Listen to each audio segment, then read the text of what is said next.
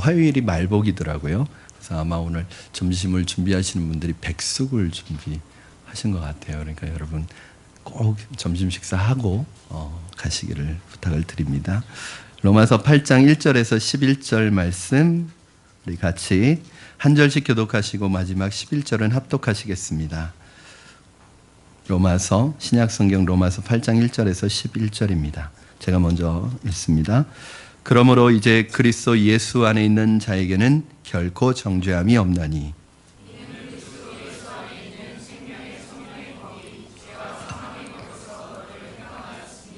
율법이 육신으로 말미암아 연약하여 할 수 없는 그것을 하나님은 하시나니 곧 죄로 말미암아 자기 아들을 죄 있는 육신의 모양으로 보내어 육신의 죄를 정하사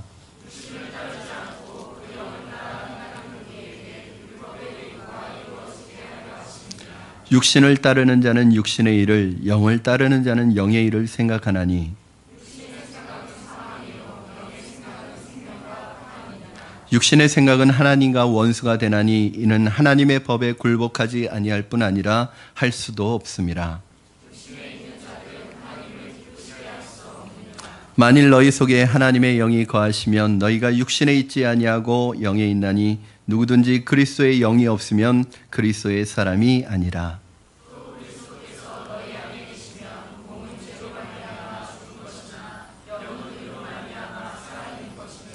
예수를 죽은 자 가운데서 살리신 이의 영이 너희 안에 거하시면 그리스도 예수를 죽은 자 가운데서 살리신 이가 너희 안에 거하시는 그의 영으로 말미암아 너희 죽을 몸도 살리시리라. 아멘. 어떤 사람은 성경 66권 중 65권이 없어진다고 해도 로마서 한 권만 남아 있는다면 기독교는 존재할 수 있다라는 말을 했습니다. 좀 지나친 표현이죠. 성경 66권 중에 한 권도 우리에게 필요치 않은 성경이 없고 성경 66권이 다 중요합니다. 그래서 이렇게 말하는 사람의 표현은 좀 과장된 표현이기는 하지만 로마서가 얼마나 우리에게 있어서 중요한 성경인지를 단적으로 보여주는 말이라고 할 수 있습니다.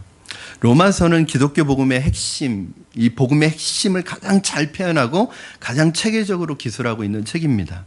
그리고 로마서 중에서도 그러한 로마서 중에서도 이 로마서 8장은 얼마나 그 차지하고 있는 위치와 중요성이 큰지 모릅니다. 그래서 성경학자 중에 로마서 이 성경 66권을 반지에 비유할 때 성경 66권을 반지에 비유할 때 이 반지 가운데 이 보석이 있잖아요. 이 보석을 로마서라고 얘기를 하고 그 보석 중에서도 가장 빛나는 부분이 여러분 보석 중에서도 빛나는 부분이 있잖아요. 그 부분을 로마서 8장이라고 표현을 할 정도로 성경 전체 66권 중에서도 로마서가 가지는 위치가 굉장히 중요한데 그 로마서 중에서도 로마서 8장이 가지는 위치는 오늘날 기독교에 엄청난 영향을 미치고 있는 말씀입니다.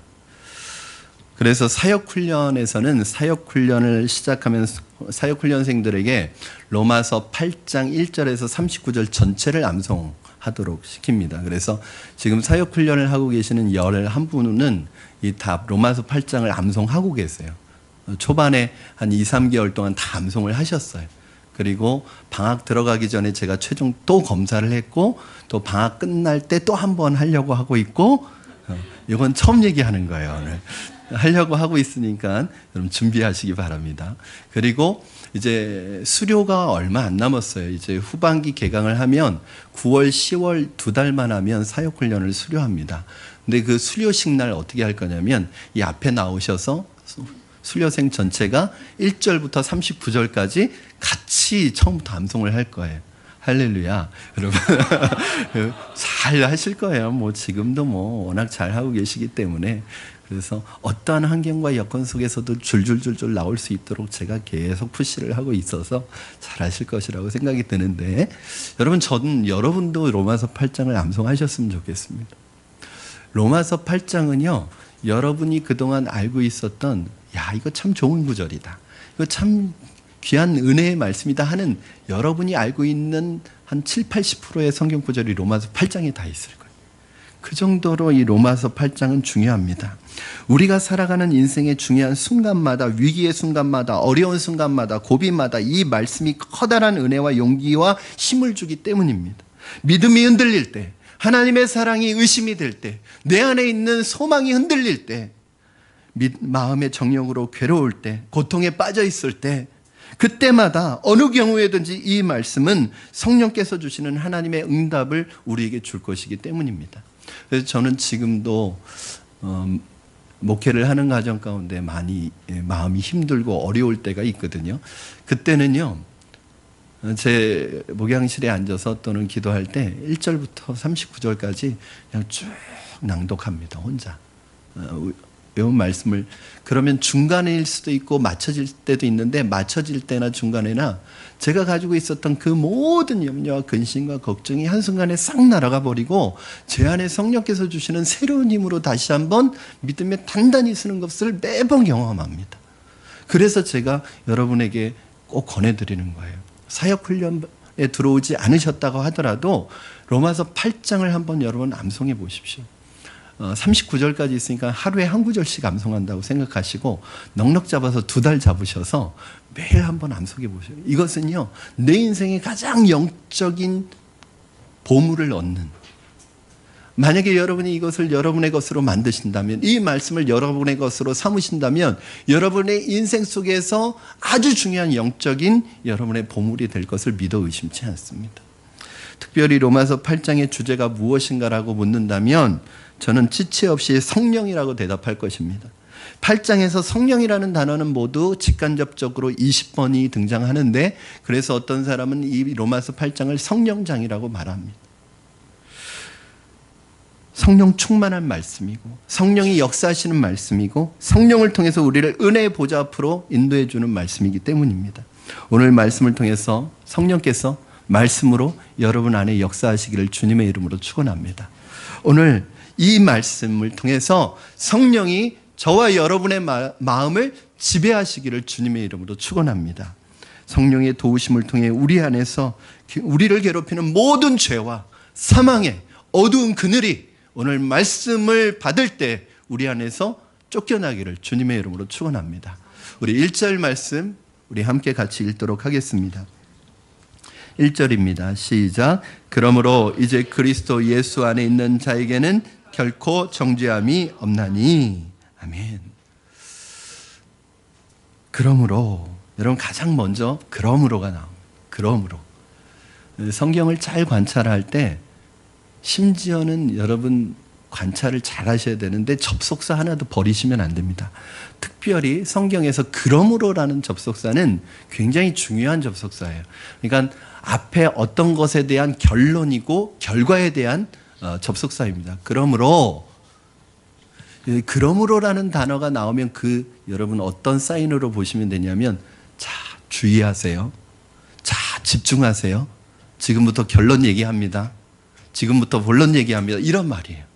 그러니까 여러분 그러므로라는 말이 나오면 더 정신을 집중해서 무슨 얘기를 하시는지 잘 봐야 돼요. 그러므로라는 이 말은 앞에 있는 7장의 내용을 봤습니다. 지난주에 여러분이 공부하셨던 오라 공고한 사람이로다. 이 사망의 몸에서 누가 나를 건져내랴.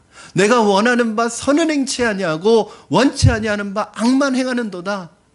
내가 예수 그리스도를 믿음에도 불구하고, 예수 그리스도를 나의 주님으로 믿음에도 불구하고 내 안에 여전히 이 죄의 문제 때문에 고민하는 나를 보면서 오라 나는 공고한 사람이로다. 이 사망의 몸에서 누가 나를 건져내랴. 이 탄식에 대한 결과예요.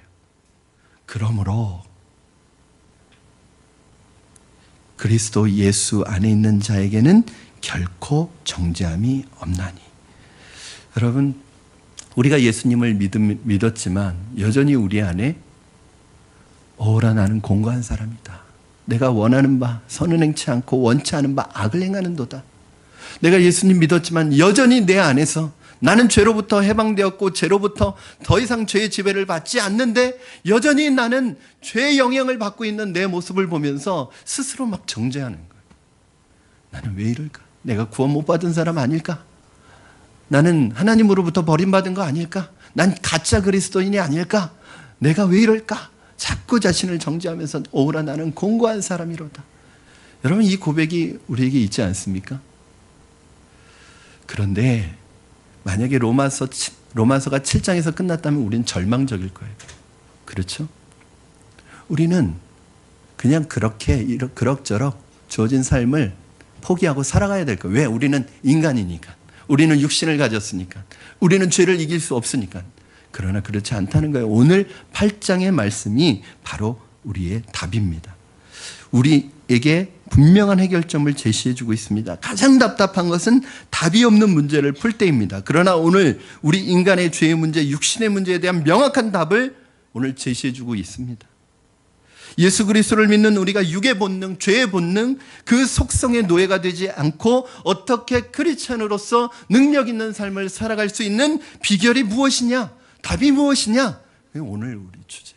지난주에 이제 7장 오라 나는 공고한 사람이로다. 이 오라의 탄식에서 감사하리로다.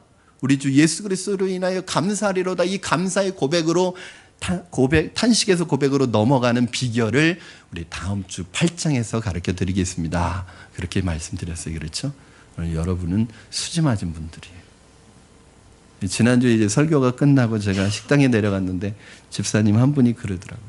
목사님, 설교 한 주만 연기하면 안 되냐? 왜요? 8장 제가 너무너무나 기대했던 설교인데 다음 주에 휴가래요. 한 주만 연기하고 다음 주에는 다른 설교를 하시면 안 돼. 그래서 제가 뭐라고 그랬을까요? 안 돼요. 휴가를 조정하세요. 그래서 집사님 한 분 때문에 제가 설교 계획을 조정할 수는 없어요. 저 하나만 그런 게 아니에요. 이번 주에 휴가가 많다는 거예요. 그래서 저도 고민이 되더라고요. 우리 성도님들도 내일까지 연휴잖아요. 그래서 진짜 휴가 가시는 분들이 있는 거예요. 그래도 해야 되겠다. 왜냐하면 강단에서 제가 이번 주에 한다고 약속드렸기 때문에. 그래서 그 집사님 휴가 계획을 조정하시라고 그랬어요. 그런데 오늘 나오셨나 안 나오셨나 제가 기대했는데 휴가를 떠나신 것 같습니다. 여러분, 비결이 무엇이냐? 이 승리하는 비결. 오라 나는 공고한 사람이로다. 이 탄식에서 감사하리로다. 그리스도 예수로 인하여 감사하리로다. 이 고백으로 바뀌는 이 비결이 무엇이냐? 첫 번째, 오늘 이 세 가지는요, 순서이면서 세 가지 비결입니다. 첫째, 예수 그리스도 안에 있는 것입니다. 우리 1절 말씀 다시 한번 읽겠습니다. 시작. 그러므로 이제 그리스도 예수 안에 있는 자에게는 결코 정죄함이 없나니. 아멘. 그러므로 이제 그리스도 예수 안에 있는 자에게는 결코 정죄함이 없나니, 믿음으로 그리스도 예수 안에 들어온 사람은 어떤 일이 있어도 하나님 앞에서 죄인으로 고소당하지 않는다는 거예요. 우리를 고소할 자도 없고 우리 하나님 앞에서도 하나님 역시 우리를 죄인으로 보시지 않는다는 거예요. 조건이 있어요. 예수 그리스도 안에 있어야 된다는 거예요. 할렐루야. 여러분, 예수 그리스도 안에 계십니까? 내가 누구 안에 있느냐가 참 중요해요. 그런 비유를 한번 드리겠습니다. 어떤 병사가 전쟁터에 홀로 남았습니다. 사방에서 적들이 화살을 쏘고 창을 던지고 공격을 해옵니다. 그는 투구도 썼고 갑옷도 입었고 방패도 가지고 있고 또 칼도 가지고 있습니다. 그러나 그가 아무리 완전무장을 했을지라도 사방에서 오는 이 적의 공격을 얼마나 버텨낼 수 있을까요? 얼마나 이겨낼 수 있을까요? 아마 그 최후는 장렬히 전사하는 것이 아니겠습니까? 그런데 이 병사의 눈에 한 1, 2m 거리에 1, 2분 거리에 하나의 요새가 보이는 거예요. 아마 이 병사는 그 요새를 보는 순간 그 요새를 향하여 자기 달려갈 것입니다. 왜냐하면 그 요새를 향하여 가는 길에 상처를 입을지라도 자기가 살 수 있는 유일한 길은 지금은 그 요새 안으로 들어가는 거예요. 그 피난처로 들어가는 거예요. 그 성 안으로 들어가는 거예요. 그래야만 자기가 살 수 있습니다. 여러분, 7장까지는 내 힘으로 그동안 이 죄를 막아온 거예요. 공격을 막아온 거예요. 내 갑옷으로, 내 투구로, 내 방패로, 내 검으로 모든 화살을 막으려고 했으나 오래 버틸 수 없었던 우리의 모습을 보여준다면 7장이 보여준다면 8장은 우리에게 한 견고한 요새를 소개시켜주고 산성을 소개시켜주시고 견고한 반석을 보여주십니다. 이 요새로, 이 산성으로 피하면 어떠한 적군의 공격과 어떠한 마귀의 공격과 어떠한 사단의 공격도 다 막아낼 수 있는 요새를 보여주시는데 그것이 바로 예수 그리스도이십니다. 내 스스로 내 힘으로 막을 길이 없지만 예수 안에 있는 사람은 어떠한 공격으로부터도 하나님이 막아주십니다. 누구든지 예수께로 피하기만 하면, 그리스도 요새 안으로 들어가기만 하면 세상의 어떤 공격도, 사단의 어떤 공격도 다 무력화시킬 수가 있습니다. 사랑하는 여러분, 그분에게 가십시오. 그분만 의지하십시오. 그분만을 믿으십시오. 그렇다면 결코 정죄함이 없습니다. 예수 그리스도를 믿는 이후에도 자꾸 자기를 정죄하는 사람이 있어요. 나는 죄인, 나는 안 돼, 나는 구원 못 받았어, 나는 할 수 없는 사람이야, 내가 무슨 그리스도인이야, 나 같은 게 무슨 하나님의 자녀야. 계속 정죄합니다. 여러분, 여러분의 목소리가 아닙니다. 여러분이 연약하여 육신에 걸려 실수하고 넘어졌을 때 성령의 음성은 뭔지 아세요? 일어나, 힘내, 내가 너를 포기하지 않아, 다시 일어나야 돼, 다시 싸워야 돼, 내 안에 착한 일을 시작하신 이가 그리스도의 날까지 너를 만들어 가시고 붙들 거야, 아들아 일어나, 힘내, 이렇게 말씀하시는데 우리 안에 이 마귀가 뭐라고 그러냐면, 거봐, 네가 무슨 하나님의 자녀냐, 네 꼴을 봐라, 네가 그렇게 살고도 하나님의 자녀야? 너는 하나님의 자녀가 아니야. 너는 구원 못 받아서 하나님도 너에게 진저리가 났어, 너를 버리셨어. 이런 마음을 계속 심어줍니다. 여러분, 그건 여러분의 생각이 아니에요. 여러분의 생각 속에다가 사탄이 자기의 말을 넣어버리는 거예요. 그래서 순간적으로 이게 내 음성이라고 착각하지만 여러분, 결과적으로 보면 사탄에게 설득당하고 있는 거예요. 그러나 오늘 말씀이 뭐라고 그래요? 그리스도 예수 안에 있는 자에게는 결코 정죄함이 없나니. 사랑하는 여러분, 저는 여러분이 그리스도 안에 있기를 주님의 이름으로 축원합니다. 이게 전제예요. 여러분, 이게 아니면 이 두 번째, 세 번째로 넘어갈 이유가 없어요. 저는 여러분 안에, 여러분이 그리스도 예수 안에 있다는 걸 믿습니다. 그러나 혹시 이 자리에 내가 그리스도 안에 아직 들어오지 못하신 분들이 계시다면, 내가 믿음으로 예수님을 주님으로 고백하지 못한 분들이 계시다면, 그럼 그 어떤 세상의 좋은 것으로도 사탄의 공격을 막을 수 없습니다. 오늘 예수 그리스도를 인격적으로 여러분의 주인으로 받아들이시기를 바랍니다. 이것이 첫 번째, 이건 전제예요. 이건 기본이에요. 죄와 사망으로부터 벗어나 크리스천으로서의 능력 있는 삶을 살아가는 두 번째 원리. 사실은 이것이 전제가 되고 제가 오늘 말씀드리고 싶은 건 이 두 번째입니다. 2절 말씀 같이 읽겠습니다. 시작. 이는 그리스도 예수 안에 있는 생명의 성령의 법이 죄와 사망의 법에서 너를 해방하였음이라. 아멘. 두 번째는 생명의 성령의 법 때문입니다. 이는 그러므로 이제 그리스도 예수 안에 있는 자에게는 결코 정죄함이 없는데, 이는 그리스도 예수 안에 뭐가 있기 때문이에요? 생명의 성령의 법이 죄와 사망의 법에서 우리를 해방하였기 때문입니다. 여기 이는이라는 것은 그 이유는 왜냐하면 뭐뭐 때문이다, 그런 구문이에요. 그러면 그리스도 예수 안에 있는 자에게는 결코 정죄함이 없는 이유는 그런 뜻이에요.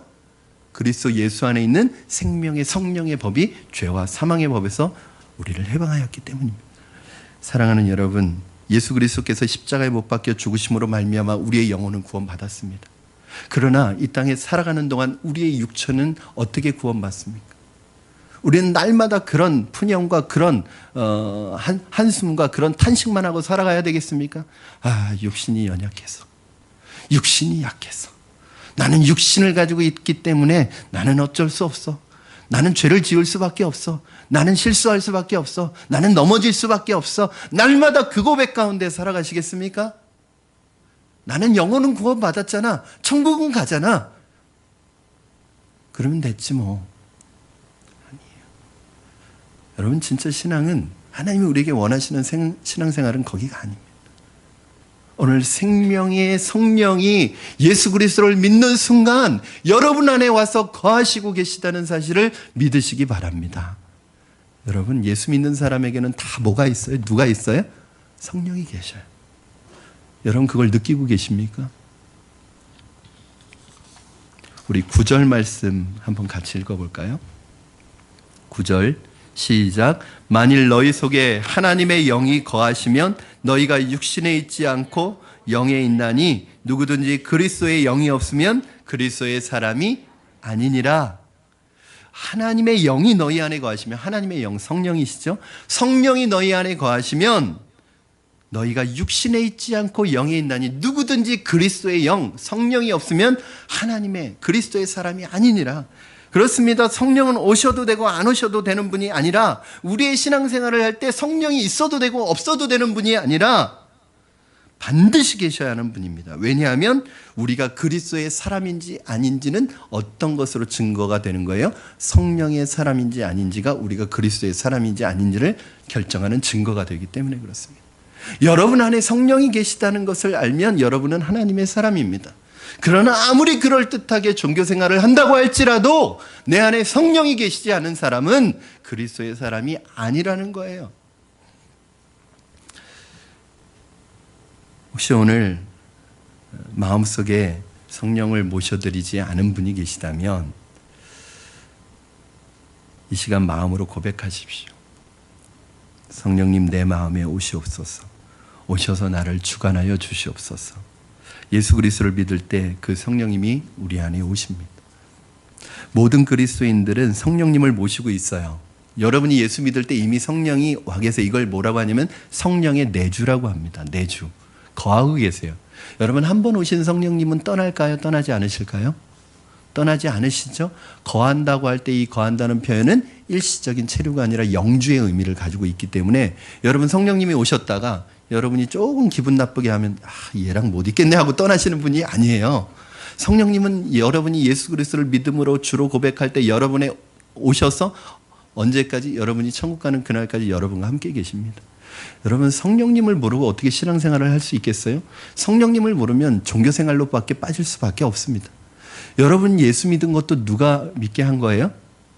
어느 날 갑자기 가다가 나 교회 가서 예수 믿어야 하고 교회 나오신 분 있습니까? 너희가 그 은혜를 인하여 믿음으로 말미암아 구원을 얻었으니 이것이 너희에게서 난 것이 아니요 하나님의 선물이라. 우리가 구원받은 것은 믿음으로 말미암아 구원받은 거예요. 그런데 그 전에 뭐가 있었어요? 그 은혜를 인하여 믿음으로 말미암아 구원을 받았습니다. 우리가 구원받은 건 믿음으로 받은 건가요? 은혜로 받은 건가요? 그 은혜를 인하여 믿음으로 말미암아 구원을 받았으니 그랬는데 믿음으로 받았다는 거예요? 은혜로 받았다는 거예요? 믿음으로 받았다는 거죠, 구원은. 그런데 그 믿음이 어떻게 온 거예요? 은혜로 온 거예요, 은혜. 즉 여러분이 어느 날 갑자기 자다가 일어나서 나 교회 가야겠다 그러고 오신 분은 없을 거예요. 여러분이 예수님을 믿은 것. 제가 그런 말씀을 드린 적이 있어요. 저는 지옥 가기 싫어서 예수님 믿었습니다. 두려워서. 그런데요, 예수님 믿고 보니까 신앙생활을 하면 할수록 내가 믿은 게 아니라 믿어진 거라는 느낌이 강하게 들어요. 왜냐하면 제가 지금 믿고 있는 게 너무 믿기 힘든 거예요. 여러분은 지금 당연하게 믿고 있지만 여러분이 믿고 있는 것이 얼마나 믿기 힘든 사실이에요. 2000년 전에 그것도 우리나라가 아니라 이스라엘이라는 강원도 땅덩어리밖에 안 되는 그 나라에 왔었던 30대 초반의 청년을 믿으면 구원을 받는다는 얘기를 저와 여러분이 믿고 있어요. 이성으로 상식적으로 믿어지는 이야기입니까? 그러니까 여러분 밖에 예수님 안 믿는 사람들이 정상이고요. 여러분들이 조금 비정상. 이걸 어떻게 믿습니까? 차라리 단군 할아버지 믿는 게 훨씬 쉽죠. 근데 그것을 의심 없이 믿고 있어요, 저와 여러분이. 이게 기적이라니까요. 근데 그게 누가 한 거예요? 누구든지 성령으로 아니하고는 예수를 주라고 시인할 수 없느니라. 여러분이 예수님을 주님으로 고백하고 있는 것 자체가 누가 하신 거예요? 성령께서 오신. 그래서 여러분 믿음으로 말미암아 구원을 얻기 전에 그 은혜를 인하여, 이 말은 뭐냐면 여러분이 예수님을 믿을 수 있도록 성령께서 먼저 오셔서 여러분에게 마음에 노크를 하신 거예요. 여러분이 거기에 응답하신 게 뭐냐면 믿은 거예요. 어떤 분은 경제적인 어려움이나 삶에 불어닥친 시련 때문에 갑자기 하나님을 찾고 싶어졌어요. 근데 여러분 그게 우연인지 아세요? 하나님이 노크하신 거예요. 성령께서. 어떤 분은 친구를 따라서 교회에 왔어요. 여러분 그분은 사람을 좋아하는 사람이기 때문에 하나님이 친구를 붙여주셔서 교회로 인도하신 거예요. 그게 누가 하신 거예요? 성령께서 하신 거예요. 그래서 이것을 신학적으로는 선행적 은총이라고 얘기합니다. 즉 우리가 구원받은 게 은총이거든요. 그런데 우리가 구원받기 이전에 이미 뭐가 있었던 거예요? 은총이 이미 있었던 거예요. 선물이 있었던 거예요. 은혜예요 이게. 여러분 모든 그리스도인들은 성령을 모시고 있습니다. 모든 그리스도인들이 성령을 모시고 있어요. 여러분이 예수 믿을 때 성령이 오셨어요. 그런데 성령을 모시고 있다고 해서 모든 사람이 성령의 지배를 받고 있는 건 아닙니다. 성령 충만한 건 아니에요. 그러니까 성령의 내주와 성령 충만은 다른 거예요. 성령님은 우리 가운데 오셔서 역사하기 시작하시면 놀라운 일들이 일어납니다. 이것이 진정한 신앙생활이에요. 여러분 여기까지 가셔야 합니다. 여기까지 성장하셔야 합니다. 아, 나 예수 믿고 구원받았어. 끝. 이게 아닙니다. 여러분이 예수 믿고 구원받은 것은 신앙생활의 믿음의 시작이지 끝이 아니에요. 그런데 대부분의 분들이 어떻게 생각하면 예수 믿고 구원받아서 끝. 난 이제 끝이야. 그럼 이건 마치 뱃속에 있는 아기가 출산되어서 더 이상 자라지 않는 것과 똑같습니다. 여러분 3절과 4절 말씀 여기까지 성장하셔야 합니다. 우리 3절 4절 같이 읽겠습니다. 시작. 율법이 육신으로 말미암아 연약하여 할 수 없는 그것을 하나님은 하시나니 곧 죄로 말미암아 자기의 아들을 죄 있는 육신의 모양으로 보내어 육신의 죄를 정하사 육신을 따르지 않고 그 영을 따라 행하는 우리에게 율법의 요구가 이루어지게 하려 하심이니라. 아멘. 여러분 예수님께서 우리를 위해 십자가에 죽으신 목적 중에 하나가 뭐예요? 우리로 하여금 율법의 요구하는 거룩한 삶을 살아가도록 하시기 위해서. 보세요. 율법이 육신으로 말미암아 연약해서 할 수 없었어요. 그렇죠? 여러분 우리가 배워왔던 게 뭐예요? 율법으로는 구원 얻을 수 없다는 거예요. 하나님이 우리에게 율법을 주신 이유는 그것을 통해서 구원을 주시려는 것이 아니라 내가 율법을 지킬 수 없는 연약한 존재라는 것을 깨달아서 내 힘으로는 내 능력으로는 구원을 얻을 수 없는 존재라는 것을 깨닫고 자기 자신을 부인하고 하나님을 바라보고 예수 그리스도만 의지하도록 만들기 위해서 우리에게 율법을 주신 거예요. 그러니까 여러분이 스스로 내가 율법을 완벽하게 지키려고 하면 할수록 절망에 빠집니다. 왜? 우리는 그럴 수 없어요. 그러니까 여러분 하나님이 우리에게 율법을 주신 이유는 이거 완벽하게 지켜야 돼. 그래서 주신 것이 아니라 너 이거 완벽하게 지킬 수 없는 연약한 사람이야. 이걸 깨닫게 하기 위해서 주신 거예요. 그래야 누가 오셔요? 여러분 만약에 우리가 율법을 완벽하게 지킬 수 있다면 예수님이 오실 필요가 없죠. 그래서 사도 바울과 같은 고백을 할 수밖에 없는 거예요. 오라 나는 곤고한 사람이로다. 누가 이 사망의 몸에서 나를 건져내랴. 내가 원하는 바 선은 행하지 아니하고 원치 아니하는 바 악만 행하는도다. 이것이 인간의 현실입니다. 이걸 빨리 깨달아야 돼요. 그래야 천국이 보입니다. 그래야 구원이 보입니다. 그럼 종교라는 건 뭐예요? 내 스스로 구원을 얻고자 노력하는 게 종교 아닙니까? 수행을 통해서, 덕을 통해서, 뭔가 행위를 통해서 구원에 도달하려고 하는 게 종교 아니에요? 여러분 기독교는 종교 아닙니다. 우리의 힘으로, 우리의 행위로, 우리의 노력으로, 우리의 철학으로, 우리의 어떤 것으로도 구원에 이룰 수 없는 우리의 인간의 실존을 깨닫고 주님을 의지하는 것이 바로 구원이에요. 여러분 그러나 신기한 것은 그렇게 지키려고 해도 안 되고 그렇게 좌절감만 주던 이 율법의 요구가 예수 그리스도 안에 우리가 거하면서 우리 안에 오신 성령님이 나를 지배하시면서 그 성령을 따라 행하다 보니까 이루어지는 경험을 하게 되는 거예요. 여러분 이게 참 신기합니다. 그전에는요. 성령의 지배를 받기 전에는 율법이 요구하는 미니멈도 지키지 못했어요. 그러니까 지킨다고 해도 어느 정도 지켜요? 율법이 요구하는 미니멈을 지킵니다. 너 이거 해라 그러면 그것만 겨우 하는 거예요. 그런데 성령이 우리 안에 오셔서 우리를 지배하기 시작하면 율법이 요구하는 미니멈을 지키는 것이 아니라 맥시멈을 넘어버려요. 예를 들어서 주의를 지켜라. 안식일을 거룩히 지켜라. 이 명령을 지키려고 안식일을 겨우겨우 지켜왔어요. 막 발버둥 치면서 몸부림치면서 안간힘을 쓰고 주의를 지켰어요. 그런데 성령께서 우리 안에 지배하시기 시작하니까 일주일에 하루 시간을 드리는 것이 아니라 우리 평생의 시간이 하나님의 것으로 우리의 삶을 산제사로 하나님 앞에 우리의 몸과 시간을 드리게 되는 거예요. 여러분 겨우겨우 지키는 게 아니라 미니멈을 지키는 게 아니라 맥시멈을 지키게 하십니다. 이게 어떻게 일어나는 일이냐? 우리의 힘으로는 절대 안 되는 거예요. 성령께서 하시는 성령의 인도를 따라가는. 그러니까 우리의 승리의 비결의 하나의 원리는 뭐냐면 성령의 인도라는 사실이에요. 사랑하는 여러분, 그렇다면 세 번째, 성령께서 우리 안에 오셔서 이런 놀라운 일을 일으키시는데, 여러분 성령께서 우리의 신앙과 우리의 신앙의 끝, 우리가 예수 믿게 하는 것도 성령께서 하시는 일이고, 우리가 신앙을 지키는 것도, 우리가 믿음 생활하는 것도, 천국에 가는 그날까지 우리의 신앙의 모든 것을 옆에서 도우시는 분이 성령님이신데, 여러분 성령님을 모르고 어떻게 신앙생활을 하겠다는 겁니다. 우리는 성령님을 모르면 종교생활로 빠질 수밖에 없어요. 왜 자꾸 은혜로 시작했는데 율법으로 돌아가잖아요. 은혜로 시작했는데 자꾸 행위로 돌아가잖아요. 그래서 내가 의로운 척하고 위선. 여러분 우리의 신앙생활 전체가 성령의 도우심인데 성령님을 내가 몰라요. 성령님에 대해서 무관심해요. 성령이 있는지조차도 몰라요. 신앙생활이 될 수가 없습니다. 성령께서 오늘 저와 여러분 안에 계시다는 이 사실을 믿으시기 바랍니다.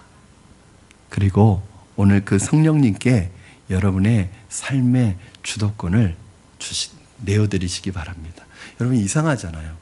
성령님께서 우리 안에 오시면 그냥 우리를 지배해버리시면 되잖아요. 그런데 제가 아까 말씀드렸어요. 성령께서 여러분 믿는 사람 안에 거하시지만 다 성령의 지배를 받는 건 아니라고.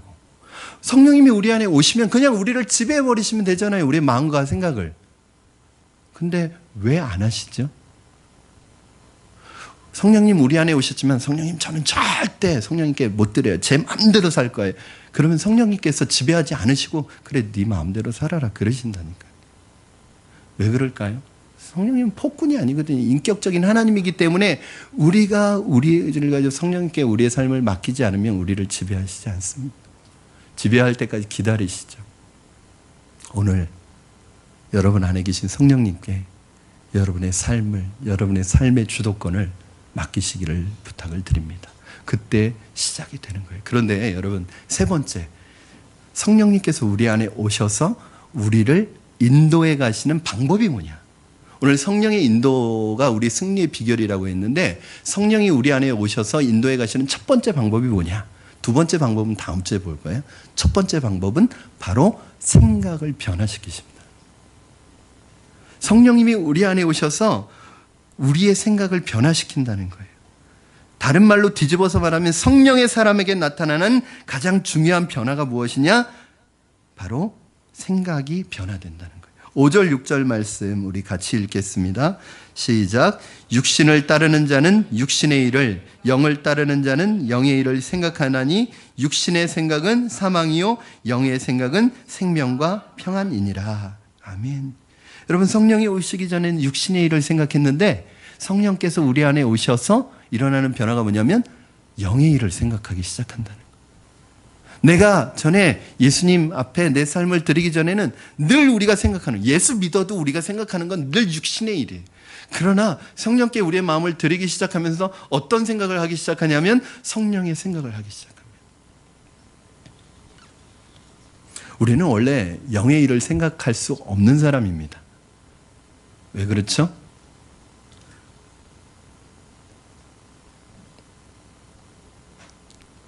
우리 안에 성령이 계시지 않았기 때문에. 그러나 우리 안에 비로소 영의 생각을 하기 시작하는 이유는 바로 성령님이 오셨기 때문입니다. 성령을 따르기 시작하니까, 성령께 우리의 삶의 주도권을 맡기기 시작하니까 성령께서 우리 안에서 성령의 생각을 하게 하신다는 거예요. 그러면 여러분, 육신의 생각이 뭐고 성령의 생각은 무엇이냐? 육신의 생각은 결국 육신의 일로 나타날 것이고요. 여러분이 어떤 생각을 하느냐에 따라서 일이 나타나고 행동으로 나타나는 거예요. 자, 육신의 생각은 뭘까요? 뭐겠습니까? 여러분이 육신의 일은 알아요. 육신의 열매는 알아요. 우리가 그동안 계속 봤어요. 그렇죠? 시기와 질투와 다툼과 분냄과 음란과 술 취함과 방탕함과 뭐 이런 여러 가지 육신의 일의 열매들을 봤어요. 그런데 육신의 생각은 뭐냐? 그러니까 생각은 하나예요. 일의 열매는 여러 가지로 나타나는 생각은 하나입니다. 육신의 생각은 뭘까요? 제가 가르쳐 드릴게요. 의외로요, 여러분, 뭐 죄 짓고, 뭐 범죄하고, 뭐 음란하고, 뭐 이런 생각이 아닙니다. 그 육신의 일의 공통점을 다 모아보니까요, 결국 하나로 모아지는데, 그게 뭐냐면, 자기를 기쁘게 하는 생각입니다. 철저하게 육신의 생각의 초점은 끊임없이 자기를 기쁘게 하는 것입니다.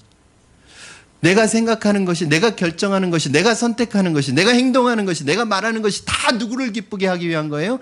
자기를 기쁘게 하기 위한 거예요. 그런데 여기에서 기쁨은 하나님이 주시는 영원한 기쁨과는 거리가 먼 순간적인 쾌락과 즐거움을 자극하는 기쁨들인 거예요. 그러면 영의 생각은, 여러분 제가 말씀드리지 않아도 알겠죠? 영의 생각은 어떤 걸까요? 늘 성경만 생각하는, 성경만 생각하고 뭐 그런 걸 말하는 걸까요? 물론 그런 것일 수도 있지만, 영의 생각은 뭐냐면 어떻게 하면 하나님을 기쁘게 해드릴까 생각하는 게 영의 생각이에요. 왜요? 그게 여러분이 존재하는 이유예요. 여러분이 이 땅에 살아가는 이유가 뭐죠? 내가 이 백성은 나를 위하여 지었나니 나의 찬송을 부르게 하려 함이라. 웨스트민스터 소요리 문단 첫 번째 질문이 뭐예요? 인생의 목적은 무엇이냐? 인생의 목적은 하나님을 영화롭게 하고 평생토록 그를 즐거워하는 것이 인간의 목적입니다. 여러분, 우리가 그 목적으로 지음받았어요. 그럼 우리의 목적은 뭐예요? 하나님의 영광을 위해 사는 거예요. 하나님의 영광을 위해 산다는 건 뭐예요? 하나님을 기쁘게 해드리는 게 하나님께 영광이 된다는 거예요. 그러므로 여러분이 어떤 것을 선택하고 결정하고 말하고 행동할 때 여러분의 선택의 기준이 뭐예요? 이것이 하나님을 기쁘시게 하는 것인지 아닌지. 하나님 이거 기뻐하실까? 하나님 이거 좋아하실까? 하나님께 영광이 될까? 여러분은 어떤 것을 생각할 때 그런 생각을 하십니까? 혹시 내가 하는 이 말이 하나님의 마음을 아프게 해드릴까? 내가 하는 이 말이 하나님 기뻐하실까? 내가 하는 이 행동은 하나님 기뻐하실까? 늘 제가 말씀드리잖아요. 하나님이 우리 가정의 식탁에 둘러앉아서 우리 가정의 식탁의 주인 되셔서 바라보신다면, 내가 하는 이 말을, 아내에게 하는 이 말을, 남편에게 하는 이 말을, 자녀에게 하는 이 말을 하나님 기뻐하실까? 내가 우리 성도들에게 하는 이 말을 기뻐하실까? 내가 우리 형제에게 하는 이 말을 하나님 기뻐하실까? 이 행동 기뻐하실까? 우리의 삶의 기준이 바로 하나님을 어떻게 하면 기쁘게 해드릴까? 이 고민 속에서 출발하는 것입니다. 여러분, 생각의 변화가 일어나는 거예요. 이와 같이 하나님은 변화시켜 주시기 위해서 먼저 우리 속에 있는 생각 자체를 바꾸어 주십니다. 여러분, 인간의 변화는요, 어디에서부터 시작돼요? 생각이 변화해 진짜 변하는 거예요. 여러분, 속지 마세요. 어떤 사람 행동 변했다고, 야, 저 사람 변했구나 생각하지 마세요. 저는 굉장히 많이 속아봤거든요. 어떤 분이 굉장히 짧은 시간 안에 막 변하는 거예요, 모습이. 그래서 야, 저분 저렇게 하다가 정말 예수님처럼 변하겠다 생각했는데 어느 순간 옛날로 돌아가 버리더라고요. 이게 하지 마라, 해라 하니까 해라, 하지 말라에 맞춰가지고 율법적으로 신앙생활에서 당장은 변한 것 같았는데 생각이나 마음이 안 변하니까 다시 옛날로 돌아가더라고요. 오늘날 부모님들이 자녀를 교육하는 모습을 보면 그리스도인으로서 하나님의 은혜를 알면서도 자녀를 교육하는 데 있어서만은 매우 율법적으로 교육하는 부모님들을 많이 보게 됩니다. 이거 해라, 하지 말라는 방식으로 자녀를 교육합니다. 그런데 자녀들은요, 하라고 하면 하기 싫고 하지 말라고 하면 하고 싶은, 여러분 이거는 다 누구든지 가지고 있는 거예요. 그거는요, 우리 자녀가 이 청개구리 같아서가 아니라 너는 애가 왜 그러니? 어떻게 반대로, 그거 저와 여러분의 모습 아닙니까? 하나님이 늘 하라고 하면 안 하고 하지 말라고 하면 하고, 그게 우리 모습 아니에요? 그러면서 내 모습은 안 보면서 우리 자녀들에게만 문제가 있는 것처럼. 여러분 근데 그게요, 우리 자녀들이 청개구리여서가 아니라 우리 안에는 다 그 타락한 본성이 있기 때문에 그런 거예요. 그렇기 때문에 절대 하라 하지 말라 이 율법적인 교육으로는 자녀들의 삶이 변하지 않습니다. 엄마가 힘이 있고 아빠가 힘이 있을 동안에는 거기에 잠깐 져주는 척해요. 그런데 자기에게 힘이 생기면 언제든지 벗어나려고 합니다. 오히려 더 반발심을 갖게 되는 거예요. 하라는데 안 하니까 부모는 자녀를 비난합니다. 그러면 비난을 받는 자녀들은 나중에 다시 부모를 비난합니다. 그러면 이런 방식으로 부모와 자녀 사이에 비난의 악순환이 계속됩니다. 이러한 방법으로는 우리 자녀들을 믿음으로 제대로 양육할 수 없습니다. 우리 주변에서 비교적 건강하게 자녀를 양육하는 분들을 보면은 그분들은 율법적 교육이 아니라 자녀들에게 먼저 동기부여를 하더라고요. 공부해라가 아니라 왜 공부해야 되는지를 가르쳐줍니다. 어려서 잘 이해가 안 된다. 이해가 안 돼도 얘기합니다. 여러분, 아이들을 너무 무시하지 마시기 바랍니다. 아이들이 모를 것 같아도 다 알아요. 여러분, 영혼의 무게가 다릅니까? 어른은 하나고 아이들의 영혼의 무게는 반쪽입니까? 똑같은 영혼이에요. 그러니까 영적인 사실에 대해서는 영적인 존재들은 다 압니다. 그러니까 자꾸 설명해 주셔야 됩니다.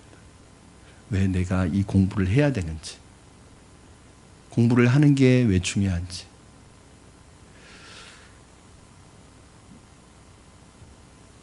하나님의 영광을 위해 나중에 하나님께 쓰임받는 것이 우리의 본분이고 우리의 목적인데, 하나님께서 나중에 쓰실 때 우리가 준비되어 있지 않으면 하나님 앞에 쓰임받는 기회를 놓칠 수 있기 때문에 네가 지금 하나님 앞에 쓰임받기 위해서 해야 될 가장 중요한 일은 공부라는 것을 가르쳐줘야 합니다.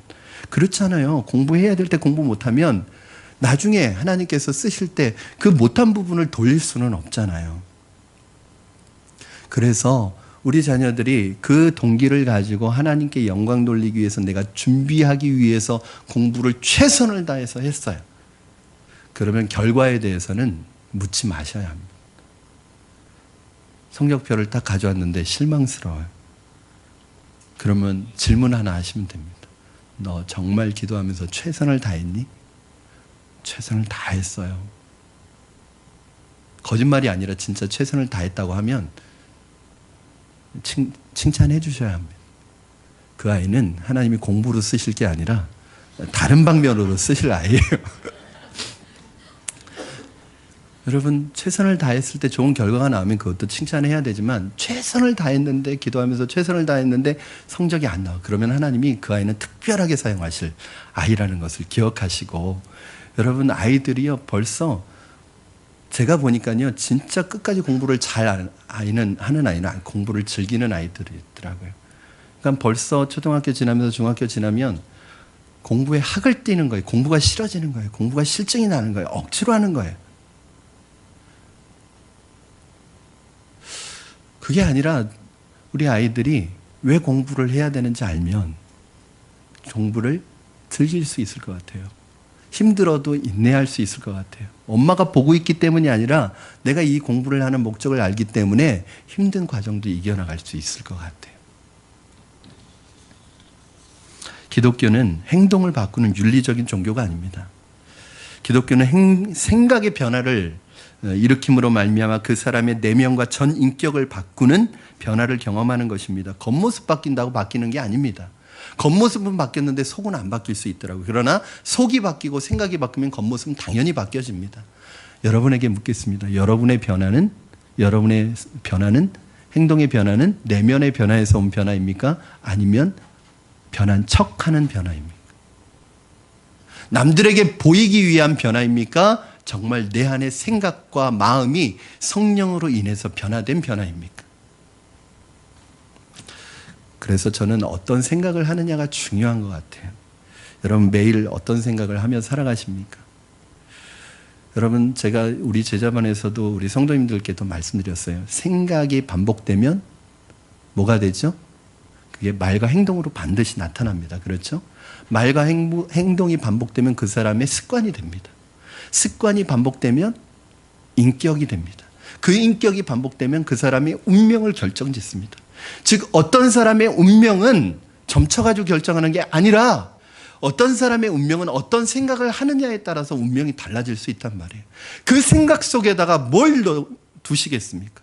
그 생각 속에다가 육신의 생각, 죄짓는 생각을 두시겠습니까? 그 생각 속에다가 하나님의 생각, 영적인 생각, 하나님의 영광을 위한 생각을 두시겠습니까?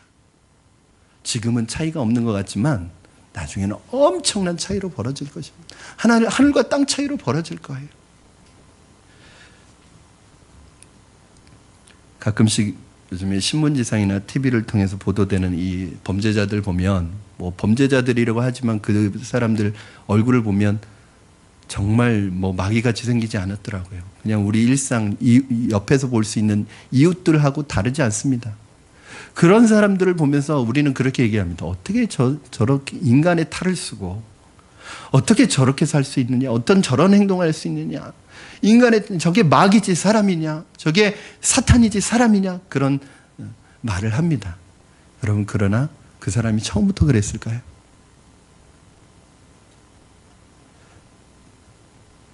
아마 그 사람은 그 행동이 나오기까지 계속 그 생각을 했을 거예요. 결국 그 사람의 행동은 생각의 결과이고 그 행동은 결국 그 사람을 멸망과 사망으로 이끌어갑니다. 뭐라고 말씀해요? 육신의 생각은 사망이요. 영의 생각은 생명과 평안이니라. 우리 7절, 8절 말씀 같이 읽겠습니다. 7절, 8절 시작. 육신의 생각은 하나님과 원수가 되나니 이는 하나님의 법에 굴복하지 아니할 뿐 아니라 할 수도 없음이라. 육신에 있는 자들은 하나님을 기쁘시게 할 수 없느니라. 아멘. 그렇습니다. 육신의 생각은 하나님을 기쁘시게 할 수 없습니다. 왜요? 당연히 그렇죠. 육신의 생각은 누구를 기쁘게 하는 생각이에요? 자기를 기쁘게 하는 생각이기 때문에 하나님을 기쁘시게 할 수 없습니다. 여러분 이게 놀라운 거예요. 자기를 기쁘게 하기 위해서 하는데 하나님께 기쁨이 되지 않을 뿐만 아니라 결국 자기에게도 망하는 길이거든요. 그런데 하나님을 기쁘시기 위해서 우리가 살면 하나님을 기쁘게 해드릴 뿐만 아니라 우리도 진정한 기쁨을 누리게 돼요. 무엇을 위해서 사시겠습니까, 여러분? 성령은 우리로 하여금 하나님의 마음에 일치하는 생각만 하게 합니다. 그래서 육신의 일을 따른 자는 육신의 일을, 영을 따르는 자는 영의 일을 생각하는 이 말씀이요. 여러분 지금 성경은 개역 개정판이거든요. 그런데 바뀌기 전에 있었던 성경을 개역 한글판이라고 그래요. 근데 개역 한글판에서는 이 부분을 어떻게 번역하고 있냐면 육신의 일을 따르는 자는 육신의 일을, 영을 따르는 자는 영의 일을 생각하는 이 부분을 육신의 일을 따르는 자는 육신의 일을, 여기까지는 똑같아요. 그러나 영의 일을 따르는 자는 영의 일을 생각하는 이 부분을 성령을 따르는 자는 영의 일을 생각하느니 그렇게 되어 있습니다. 결국 여러분이 성령을 따른다는 건 뭐예요? 성령의 생각을 한다는 거예요. 성령의 생각은 뭐예요? 여러분 어떤 게 성령의 생각인지 구분하실 수 있겠어요? 하나님을 기쁘게 해드리려는 마음과 생각을 우리에게 주신다는 거예요. 왜요? 여러분, 여러분의 기준에서 하나님 뭘 기뻐하실 거라고 생각하세요? 아실 수 있으세요? 그전에는 몰랐죠. 그래서 포장하는 거예요. 이거 내가 나를 위해서 하는 것이면서도 이거 하나님을 위해서 하는 것이라고 자기의 야망을 자꾸 비전으로 포장하는 거죠. 그러나 우리가 성령에게 우리의 생각을 맡기고 성령을 따르기 시작하면 성령님은 어떤 분이에요? 하나님의 생각을 가장 잘 아시는 분이시래요. 그러면 하나님이 뭘 기뻐하시는지 성령만큼 잘 아시는 분이 없으세요. 그래서 여러분이 알게 되는 거예요. 이거 성령께서 하나님이 싫어하시는 몰라서 이제 그런 말 못합니다. 왜냐하면 여러분 안에 알아요. 이게 성령님을 기쁘게 하는 일인지 근심하게 하는 일인지 하나님이 기뻐하시는 일인지 아닌지를 알아요. 여러분, 교회를 다니는데도 마음의 평안을 잃어버리는 이유는 뭘까요? 자, 우리 6절 말씀 한번 다시 보겠습니다. 6절 시작. 육신의 생각은 사망이요 영의 생각은 생명과 평안이니라. 그러면 영의 생각은 생명과 평안이에요. 성령을 쫓아 살면 우리 마음속에 뭐가 임해요? 생명이 임하고 평안이 임한대요. 하나님의 자녀가 평안을 누리려면 하나님의 뜻에 어긋나는 삶을 살면 안 됩니다. 하나님의 평안을 다른 데서 찾지 마세요. 마음의 평안은 우리가 얼마나 성령을 따라서 생각하느냐, 얼마나 성령을 따라서 행동하느냐, 얼마만큼 하나님을 기쁘게 하려고 하느냐에 따라서 좌우된다는 거예요. 교회를 다니는데도 마음의 평안을 잃어버리는 이유는 성령의 생각을 따르지 않기 때문입니다. 우리 안에 성령께서 계시는데 성령의 뜻을 거스려 행하니까 마음의 평화가 없는 거예요. 오늘 교회 하루 빠지고 재밌는 데 가서 놀아야지. 마음이 편해요, 불편해요? 불편하면 이상한 분입니다. 불편해요. 여러분, 기분 좋게 그냥 교회 하루 빠지고 어디 가서 놀려고 했는데 가서 노는데 마음이 불편한 거예요. 왜요? 알아요. 이게 하나님이 기뻐하시지 않는 걸. 여러분, 이제 여러분 안에는 성령께서 계시기 때문에 하나님이 뭘 기뻐하시는지 기뻐하시지 않는지 다 알아요. 이제 우리에게 주어진 건 뭐예요? 따를 것이냐, 따르지 않을 것이냐. 그러나 놀라운 것은 그 따르는 힘이 내게 있는 것이 아니라 성령께 여러분 의탁하시고 오늘 이렇게 기도하세요. 성령님, 나를 다스려 주세요. 나를 지배해 주세요. 나에게 내 삶에 충만하게 임하여 주셔서 나를 인도해 주세요. 오늘 내 마음이 육신의 생각에 쫓는 것이 아니라 하나님이 기뻐하시는 영의 생각을 쫓는 사람이 되게 하여 주시옵소서. 우리 지난 시간에 봤죠? 구원은 뭘로 받아요? 믿음으로 받는다고 했죠. 근데 성화는 뭘로 받아요? 이게 이상해요. 구원은 칭의는 믿음으로 받으려고 해놓고 성결함과 성화와 거룩함은 꼭 뭘로 하려고 그래? 행위로 하려고 그래. 그러니까 실패하는 거예요. 여러분, 성화도 우리의 거룩함도 뭘로 받는 거예요? 믿음으로 받는 겁니다. 오늘 하나님 앞에 믿음으로 구하시고 여러분의 삶의 주도권을 성령께 맡기시면 오늘 놀라운 일이 생기는데 어떤 일이 생겨요? 우리 4절 말씀 읽고 마치도록 하겠습니다. 4절 시작. 육신을 따르지 않고 그 영을 따라 행하는 우리에게 율법의 요구가 이루어지게 하려 하심이니라. 아멘. 성령께서 오시면 여러분의 생각을 붙드실 것입니다.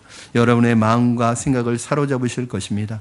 믿는 자의 모든 변화는 생각으로부터 마음으로부터 시작됩니다. 그리고 마침내 우리가 거룩한 삶을 살아가도록 그 생각의 결과로 우리의 행동이 나타나게 될 것입니다. 내 힘으로는 불가능합니다. 성령께 나를 맡기셔야 합니다. 성령이 나를 주관하셔야 합니다. 이것이 생명의 성령이신 성령님께서 우리 안에 오셔서 일으키시는 놀라운 변화입니다. 이 시간 성령의 임재를 사모하십시오. 성령님을 구하십시오. 성령 충만을 구하십시오. 성령님과 동행하십시오. 저는 여러분 모두가 성령 충만 받으시기를 주님의 이름으로 축원합니다. 영의 생각을 쫓는 성령의 사람이 되시기를 주님의 이름으로 축원합니다. 우리 이 시간에 함께 찬양하시고 함께 기도하겠습니다. 여러분, 그렇습니다. 우리가 할 수 있는 것이 아무것도 없습니다. 오늘 성령께서 우리에게 어려운 거 요구하시는 게 아니라 나에게 맡겨라. 믿음으로 구해라. 나를 초청해라. 내게 삶의 주도권을 맡겨라. 모든 게 주의 은혜입니다. 오늘부터 시작될 것입니다. 성령께서 우리의 삶을 다스리기 시작할 것입니다. 우리의 삶이 거룩함이 임하기 시작하실 것입니다. 우리 찬양 드리고 우리 하나님께 그러한 은혜를 구하도록 하겠습니다.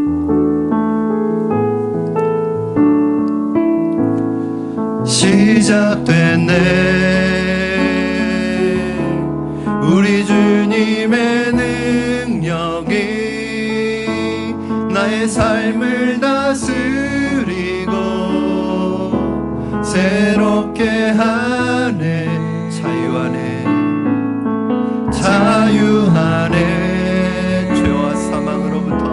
죄와 사망으로부터 나의 삶은 변하거나 충만하네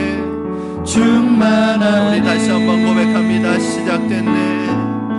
시작됐네 아멘. 우리 주님의 능력이 나의 삶을 다스리고 새롭게 하네 자유하네 아멘. 죄와 사망으로부터 나의 삶은 변하고 충만하네 은혜로다 주의 은혜 한량없는 주의 은혜 은혜로다 주의 은혜 변함없는 신실하신 주의 은혜 은혜로다 주의 은혜 한량없는 주의 은혜 은혜로다 주의 은혜 변함없는 신실하신 주의 은혜 변함없는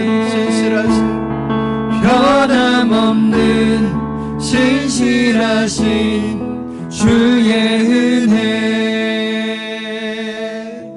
우리 이 시간에 같이 주신 말씀 붙들고 합심하여 기도하겠습니다. 오늘 기도하실 때 하나님 우리로서는 할 수 없습니다. 내 힘으로 내 능력으로 내 노력으로 하나님 우리의 발버둥이 우리의 몸부림이 율법이 요구하는 수준에 이를 수 없습니다. 그러나 하나님 오늘 이 시간에 성령님 우리에게 임하여 주시고 성령님 우리를 사로잡아 주시고 성령님 우리를 붙들어 주시고 지배하여 주시고 우리 안에 충만케 하여 주셔서 율법이 요구하는 미니멈의 수준이 아니라 율법이 요구하는 맥시멈 하나님 율법을 완성해가는 하나님의 은혜를 경험하게 하여 주시옵소서. 오늘 우리 안에 성령 충만을 달라고 우리 안에 성령님 하나님 성령님을 사모하는 마음 달라고 성령이 우리의 삶을 이끌어 가시고 인도해 가실 때 그 성령의 생각에 아멘으로 화답하고 믿음으로 따라갈 수 있게 해달라고 우리 시간에 성령님을 의지하며 성령님을 구하며 기도하시겠습니다. 살아계셔서 역사하시는 하나님 아버지 감사합니다. 오늘 하나님 우리의 연약함을 주님 앞에 고백합니다.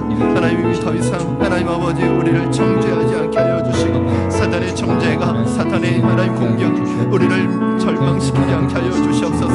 오늘 우리로서는 할 수 없지만 그리스도 예수 안에 있는 자에게는 결코 정죄함이 없나니 이는 그리스도 예수 안에 있는 생명의 성령의 법이 죄와 사망의 법에서 우리를 해방시킨다고 말씀하셨사오니 오늘 이 성령의 능력이 우리를 다스리게 하여 주시고 우리를 지배하게 하여 주셔서 우리의 삶의 생각의 변화가 일어나게 하여 주시고 삶의 변화가 일어나게 하여 주시고 진정한 변화를 경험하게 하여 주시옵소서. 예수 그리스도를 믿음에도 불구하고 여전히 육신의 생각에 사로잡혀 있는 우리가 있다면 오늘 이 시간에 성령님 우리를 만져주시고 새롭게 하시고 우리를 다스려 주시옵소서. 우리를 만져주시옵소서. 살아계신 하나님 아버지 그리스도 예수 안에 있는 자에게는 결코 정죄함이 없나니 이는 그리스도 예수 안에 있는 생명의 성령의 법이 죄와 사망의 법에서 우리를 해방하였음이라. 이 말씀이 오늘 우리에게 임하여 주신 것을 감사합니다. 하나님, 우리로서는 할 수 없지만, 우리의 능력으로, 우리 힘으로는 할 수 없지만 하나님의 성령이 오늘 우리 가운데 임하셔서 우리를 다스리고 그 성령의 하나님 능력으로 우리를 인도해 가실 때 우리의 삶이 하나님 앞에서 거룩한 삶의 변화를 이루어갈 수 있게 하여 주시옵소서. 먼저 우리의 생각이 변화되게 하여 주시옵소서.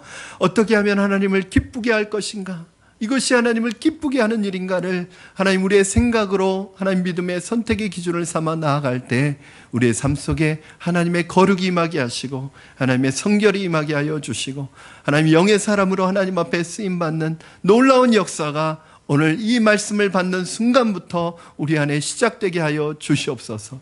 하나님, 여전히 그리스도를 믿음에도 불구하고 여전히 육신의 생각 속에 빠져 있는, 육신의 생각에 사로잡혀 있는 하나님 주의 백성들 있다면 오늘 이 시간 성령님 임하셔서 그 마음을 만져주시고 그 마음 가운데 하나님 주의 성령의 능력으로 하나님 회복시켜 주셔서 오늘 성령을 따라가는, 영을 따라가는 믿음의 삶을 시작할 수 있도록 축복하여 주시옵소서.